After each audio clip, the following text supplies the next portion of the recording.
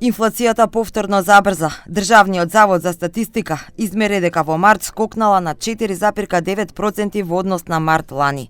Зголемени се и цените на мало за 3,4%. Трошоците пак за храна и безалкохолни пијалоци пораснале за 7,5%.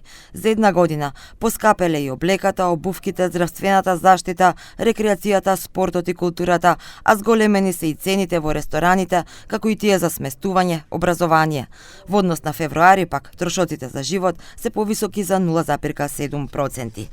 И проценките на владата биле дека во март инфлацијата ќе забрза и ќе се движи меѓу 4,5 и 5%. Премиерот Мицкоски вели прават анализи, нови таргетирани мерки најавува за после Великден. Па веќе следните мерки би биле повеќе таргетирани за одредени целни групи на граѓани и одредени производи, зборувам тука пред се на основните прехранбени производи. И тие мерки би биле комбинирани и со намалување на данокот на додадена вредност, но и со ограничување на профитната маржа.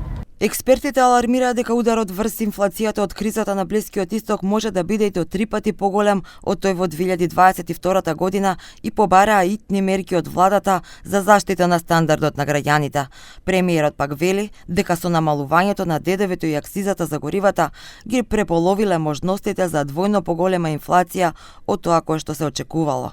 Таргетирани и поефикасни мерки веднаш побараа и синдикатите. Инфлацијата кај најсиромашните, кај луѓето со минимална плата, блиску до минимална плата или луѓето со под 600 евра плата во Македонија, кои се 50% од вкупниот број на вработени во државата, инфлацијата не изнесува оние 3,5, 4,5 или 5%, затоа што тие парите ги трошат на основните производи и кога ќе заминат во маркетите, ако цените на овие производи се зголемени за 10, 15 или 20%, што можеме да видиме, особено со зеленчукот во изминатиот период, најавата за зголемување на цената на лебот за 10%, тогаш нивната инфлација може би надминува 15%. Статистиката пак покажува дека во март годинава во однос на март лани во делот на храната најголем скок има кај овошјето 12,7%.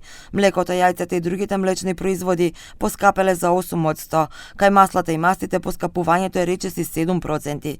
Кафето, кој е берзански производ, има неверојатен скок од 25%. Поевтинување има кај зеленчукот.